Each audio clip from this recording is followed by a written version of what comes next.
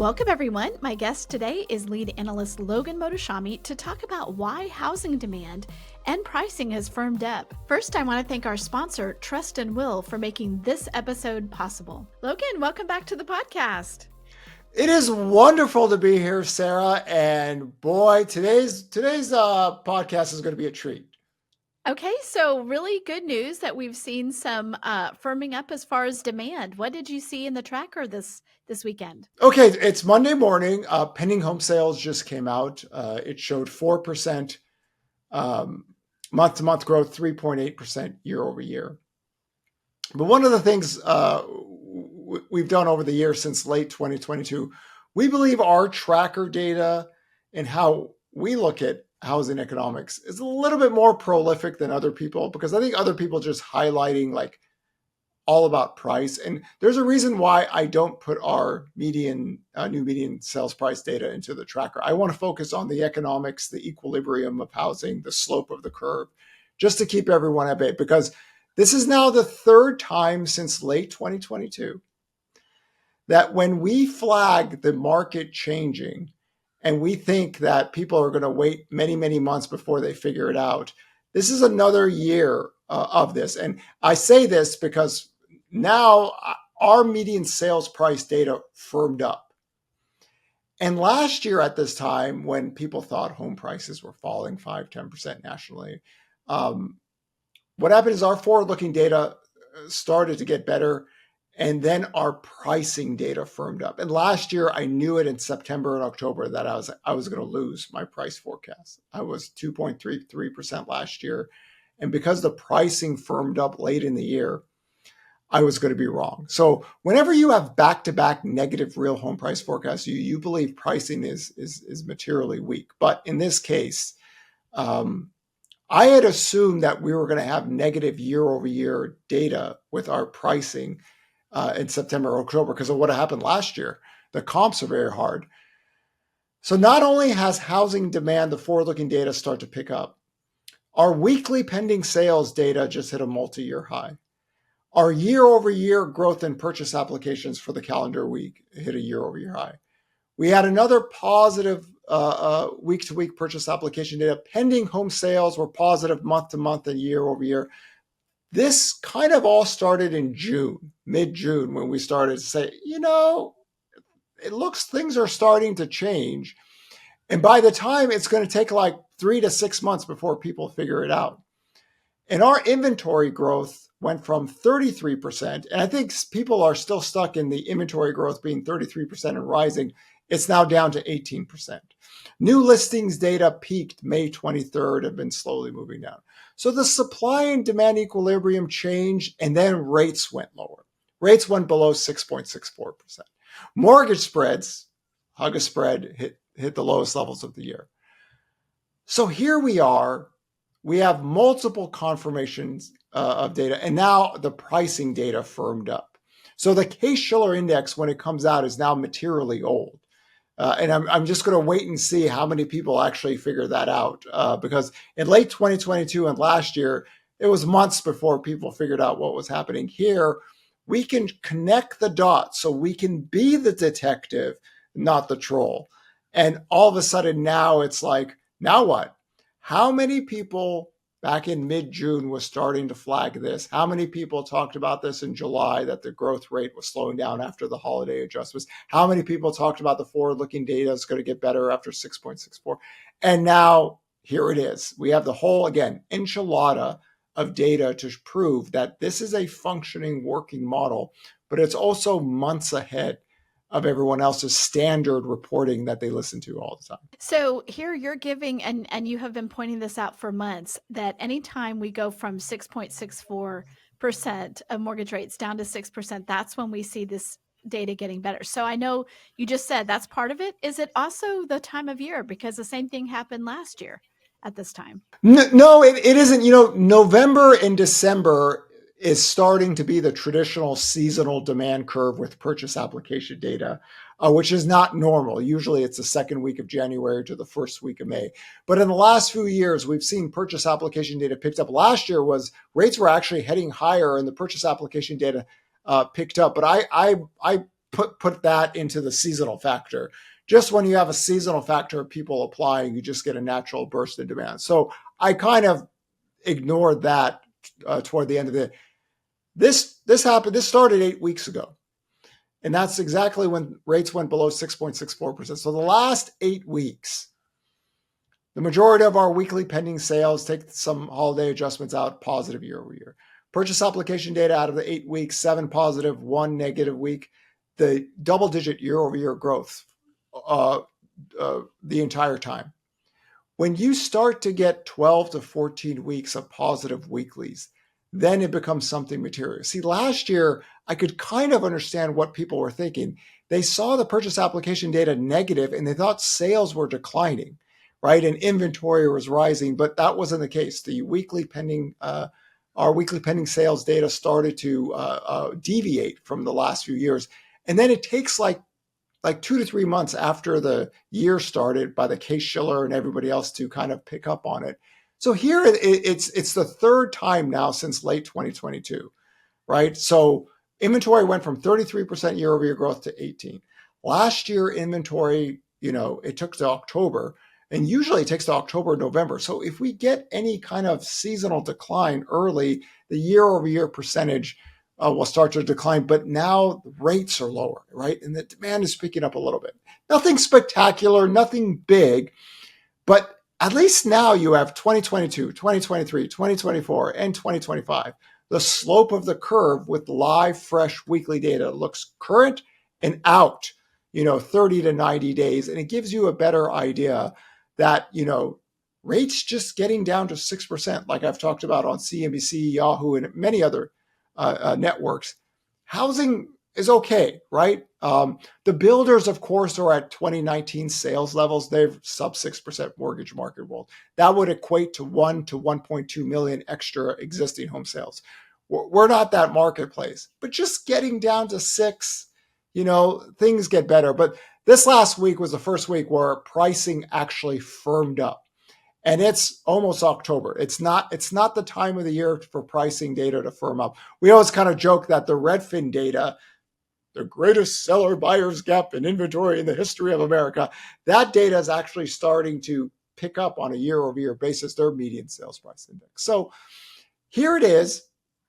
Now it's another time in a row. And I had to ask everybody, how many people were you listening to that in mid-June started to say, something's changing here, and then follow through with it week after week, week after week, week after week, to the point now pending home sales beat existing home sales year-over-year growth, new home sales, so there is a working theory here. This is why I always ask for people's models. I want to see, why are these people always wrong all the time? They don't have any working models. They have a theory.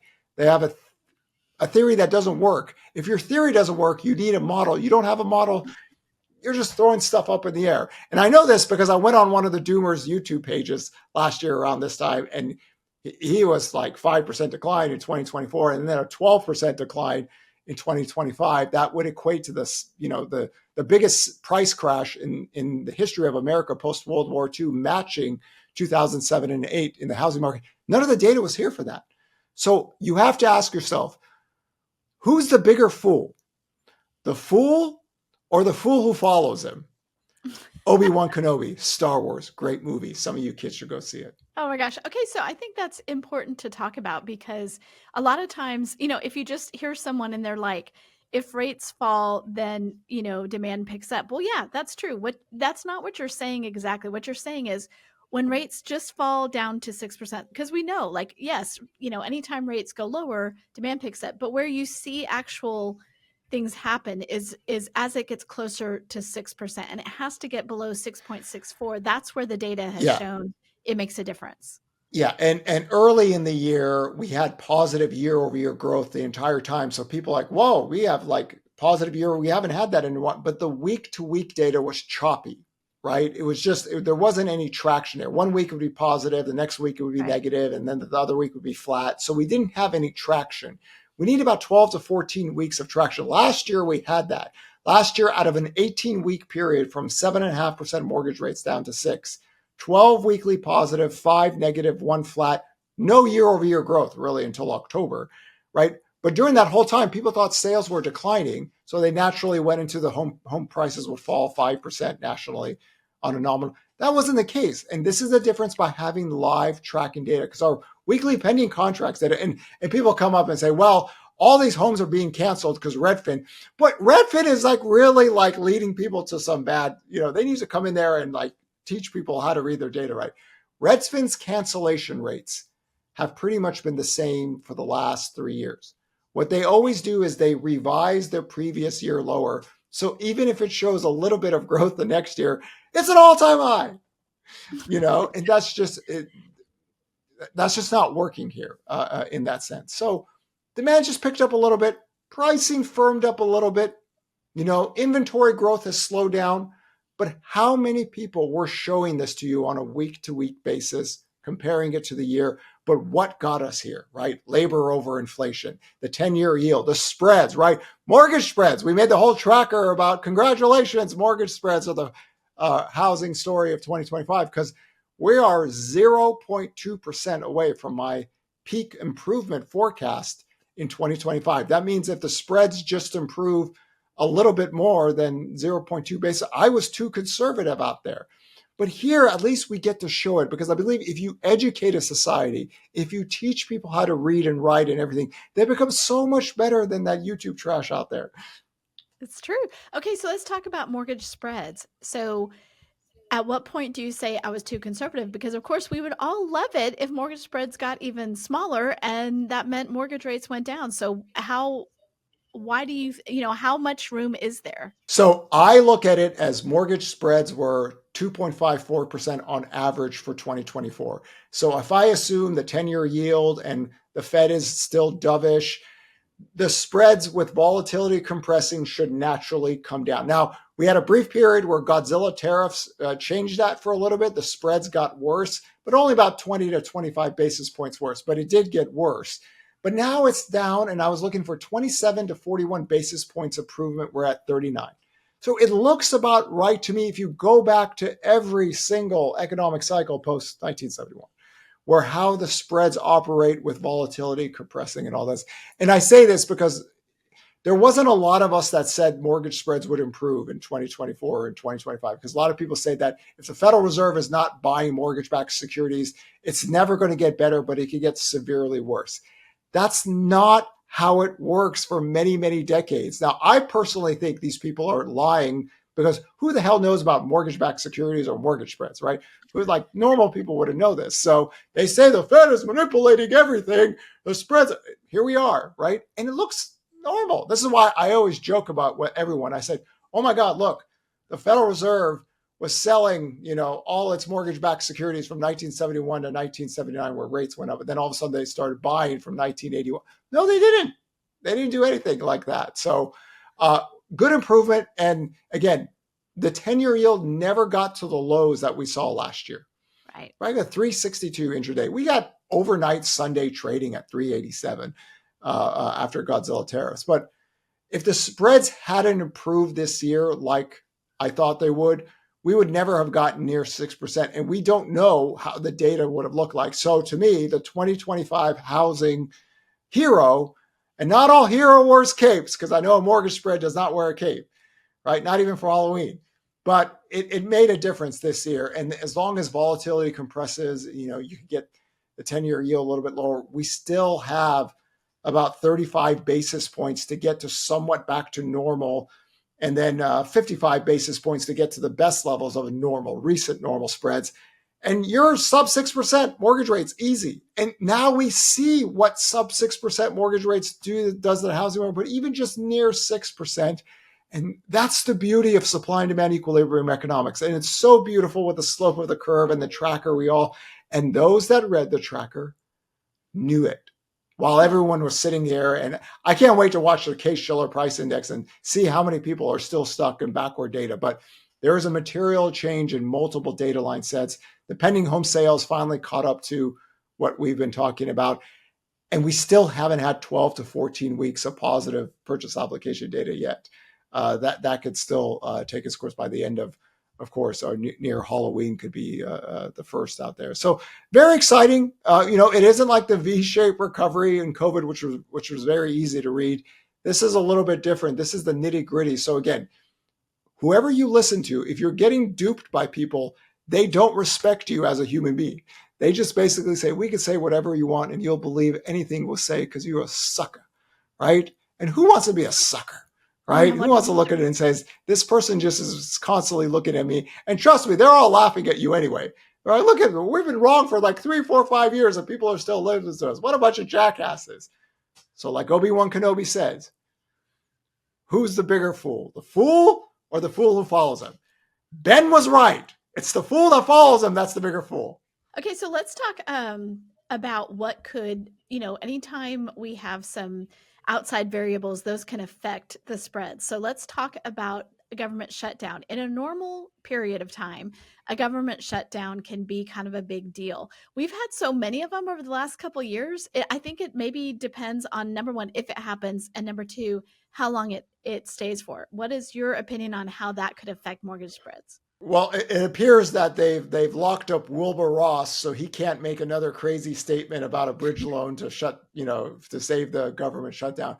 It's always a toss up to duration. I know some people said, well, what if they lay off 100,000 federal workers and will rates go down because so guys, there's over 162 million people working, man. There. That is too small. So it's like the foreclosure data that people, yeah. So just by itself, the shutdown doesn't have that kind of power to. It doesn't have the scale. What the government shutdown does is over time, every single week, like, can you get an FHA condo approval? Or there's stuff like we won't get the jobs data.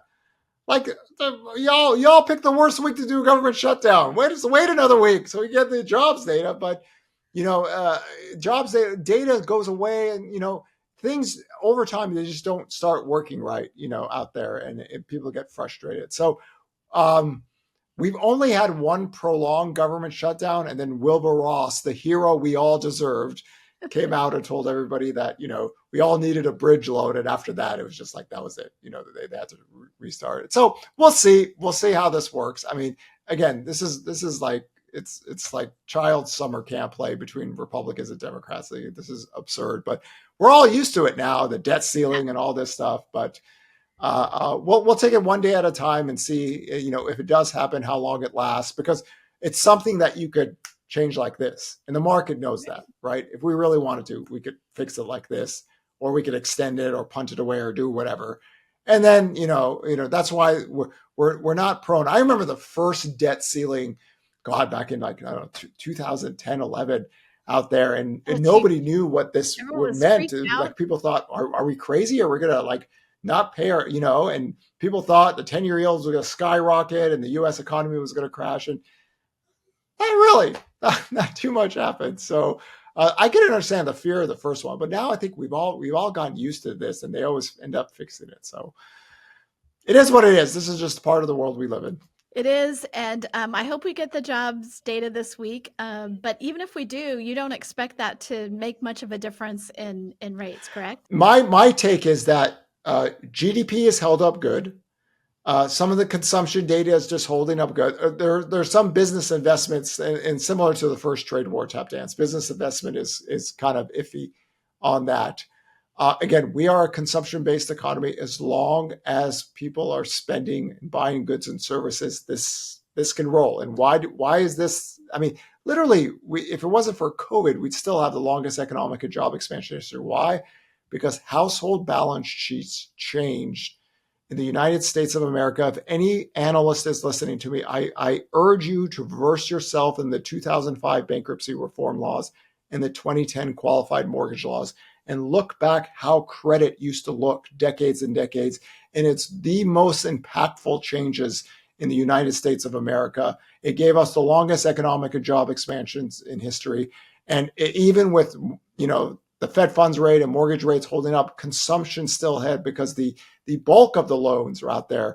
We just got the FHFA data in the article that I wrote. I'm showing you how much nested equity and how much of the country, 70% of the country still has rates 5% or under, households are still, holding it together. So I think that's the big difference, because so many people are like stuck in the pre-2008 credit markets, as always, and they just quite haven't versed themselves on the changes out there. And we've had many recessions post-World War II, but again, we only had one foreclosure crisis, right? And the backdrop is just not only not similar, it's the complete opposite. But some people can't get and go. And we always say that it would be really good for hospitals to have like a therapy room, the 2008 men that are stuck in 2008 economics or reading Zero Hedge, or how I call it, Zero Brain Dead, and get therapy and help yourself, and you only live once. And a lot of you guys gotten older. It's not that much time left. Do you really want to be stuck in a period like that? Do you really want Zero Brain Dead to manipulate you guys and still? No, I mean, come on. Live, enjoy your families and friends and football and everything. And that Niners Jacksonville game. But, don't let go of the past. Stop dancing with a ghost. I love it. Well, I think that's a good place to end. Thank you so much, Logan. We will be talking to you later this week. See if the government shuts down on Tuesday night at midnight, or if they come up with something and what that means for the economy. So thank you so much. Pleasure as always, Wheeler.